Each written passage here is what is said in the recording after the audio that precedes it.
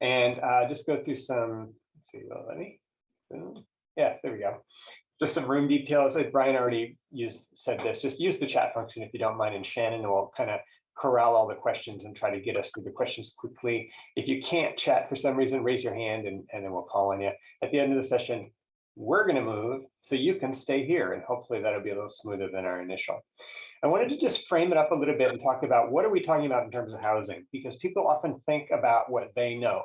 What we're talking about in terms of housing production goals is our RHNA allocations, our regional housing needs assessment. So this is what the state is assigned to us. So San Rafael, as you know, what I've got listed here, has over 3,000 units that we're supposed to produce in the next 8 years by 2030 or thereabouts, which is the same time period as our climate action plan reduction goals.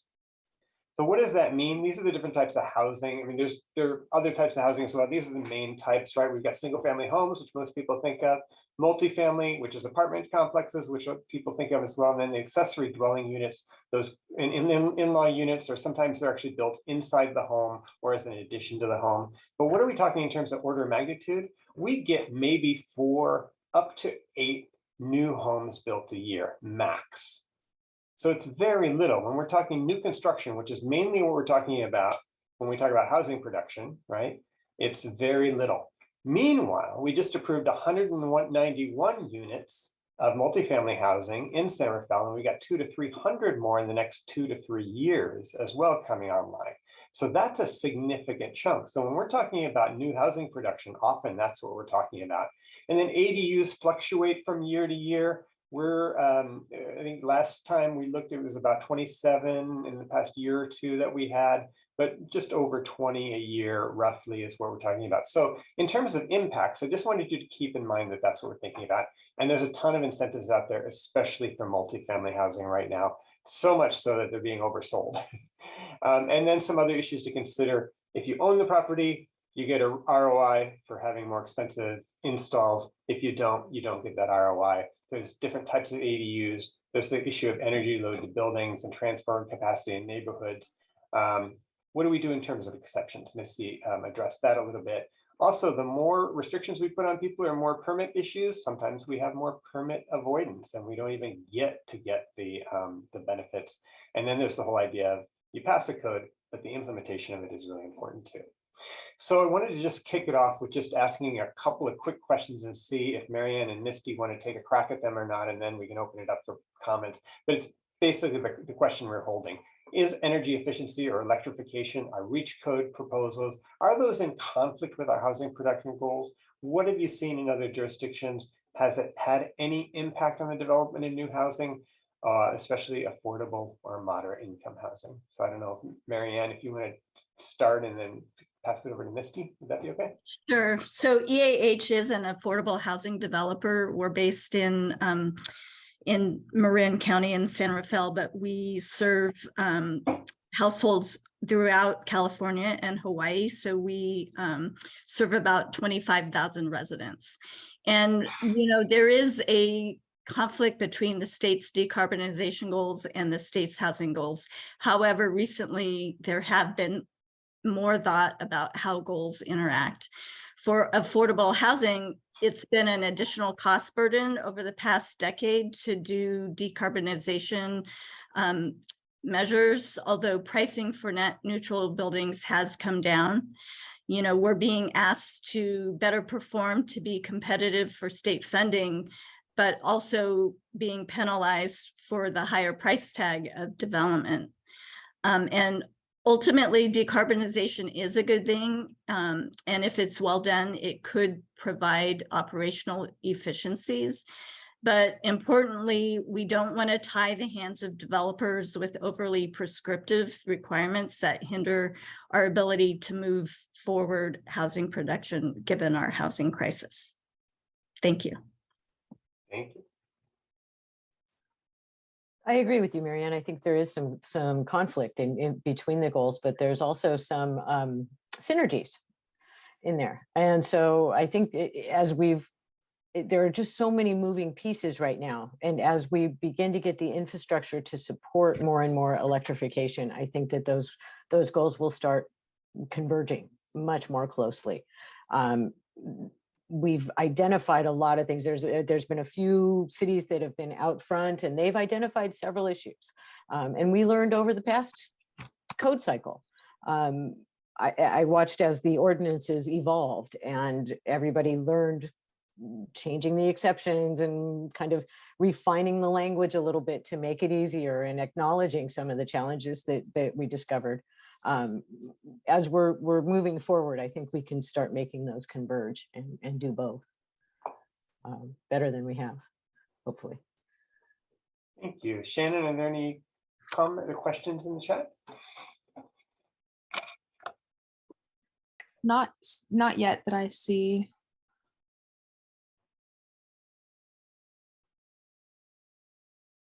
Okay, great. Here goes one.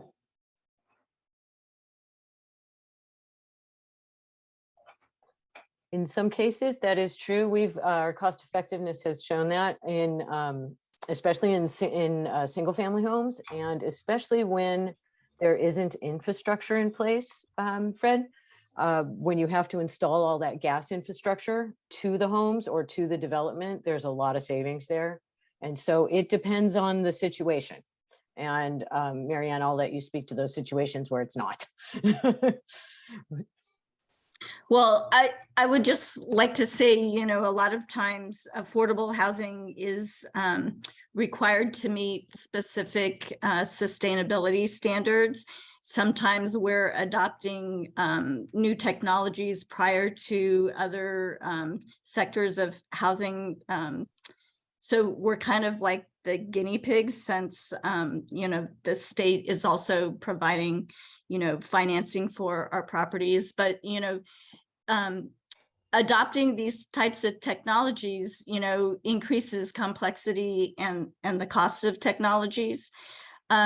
We also have a limited workforce capacity where, maybe the technology that we're operating or maintaining might be over and above what a regular maintenance person might be able to handle on a day-to-day basis. There's also cost impacts and financial feasibility implications where, in affordable housing, we can't just raise rents to pay for these additional measures. And, the time of use rates and increased electric rates might, we're still looking at what impact that has on operating as well as resident utility bills when, most of our residents have limited income. And, a lot of existing affordable housing stock just is unable to pay for electric upgrades by themselves, and may not be able to recuperate costs through, like I said, the adjusted rents. And then just, it's very complex. And if there was a way to do a one-stop shop where, we don't have to go to maybe 5 different energy programs to do the upgrades, do one application where it's the project's looked at holistically, that would really help.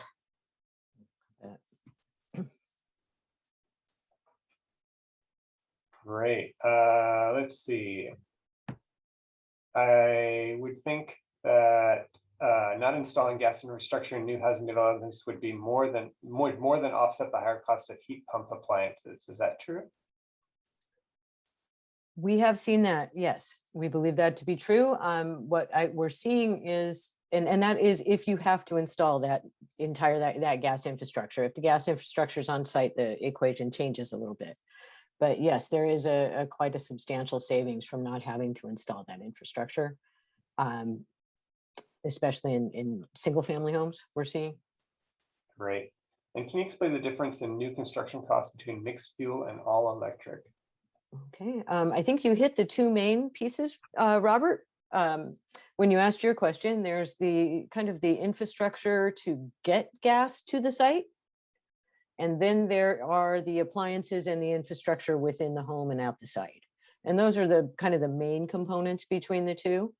And what we're seeing is, from the equipment standpoint, there's not a huge difference in the cost. But there is a savings when you don't have to install the gas infrastructure going to the site. Thank you. Since most of Marin's housing stock is going to be already existing housing, how can we focus on electrifying existing homes, eliminating gas without too much burden on homeowners? And I will say, Anne Christine, that might actually be better in the affordability one. We're talking a little bit about more about new housing in this one, but there are a variety of different ways to approach that. And in this breakout room, ADUs might be one of the areas that we could explore a little bit. And Misty, I don't know if you have much insight into that. I was just talking to somebody in Berkeley, at the city of Berkeley, about whether they have seen any reduction in ADUs or housing production at all since they passed their natural gas ban. And she hadn't heard about any reduction at all. Where they have seen issues more as in mixed use buildings, but that she hadn't really heard of any reduction in terms of ADU. But have you heard anything around ADUs, Misty, especially with the fact that it's sort of, sometimes it's new, but sometimes it's really more like a remodel or retrofit? I have not, unfortunately. I don't have any information as to whether it's reduced or not. I don't know, sorry. Okay. I do want to say though to Anne Christine that the county does have a proposal for existing homes. There is one on the table that you could take a look at that I think will do a pretty good job. Yeah, we're looking at two different things. One is the flex measures tool, which is basically an additional energy efficiency. It's a sort of a menu approach, interesting, kind of like resilient neighborhoods only, but just for your building energy if you're doing a remodel. And then the other is to basically have a cap at the amount of BTUs that you can include in a remodel, that you can't go above what you already have. And so that would encourage electrification for new appliances. The state tax credits available for affordable housing incentivize electrification? There are some scoring points that you get for sustainability, but I don't believe currently electrification is one of them where we would get additional points. But, you know, once again, we are also competing on cost efficiency of using the funds. So, you know, it is harder for projects in more urbanized, high cost areas to compete. You know, some of the more suburban or, you know, rural areas in some cases can score better on cost efficiency.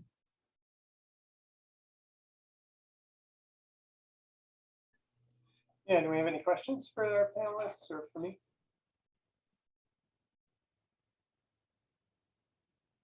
Maybe I could talk a little bit about the barriers for affordable housing. You know, the increased complexity and cost of technologies is one of the issues. We also have a limited workforce capacity where, you know, the people that we have doing building maintenance, you know, the new technology and operating it might be require additional training. There's also cost impacts and financial feasibility implications because we're rent restricted, you know, we're affordable housing, you know, we can't just raise our rents. And we're still trying to figure out what time of use rates and increased electric rates, how that will impact both our operating costs as well as, you know, impacts to our residents on their utility bills. And a lot of times when we're doing electric upgrades to existing buildings, we're really unable to recuperate costs, you know, through those adjusted rents like most market rate housing would be able to do. Marianne, can I ask you quickly, have you taken advantage of any of the build incentives the state has? Have you been able to do that yet? I'm understanding that up to $2 million in incentives available for affordable multifamily housing per project, and up to $1,700 per bedroom. Have you been able to take advantage of any of those? Yeah, we've participated a lot in putting solar PV on our properties, probably at least 50 plus properties, where we're saving currently maybe $500,000 in utility costs for common areas. But, with the potential change in how PG&E provides rebates, that incentive may go away, which, would make it difficult for us to participate. We also use like Marin Clean Energy or Bayren incentives to do upgrades at our properties. But that really only works where the incentives pay for all or, almost all of the costs given our operating constraints.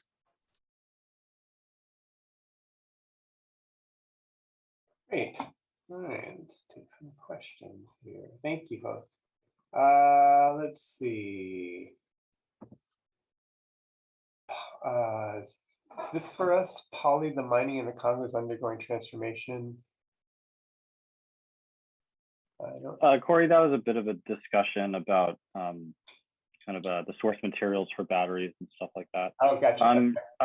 I want to get to Wynn's question because I think Misty would be a great person to ask about it. I'll try and read it quickly or maybe get the gist of it. So in the last Oregon legislative session, an effort to allow local jurisdictions to adopt breach codes failed.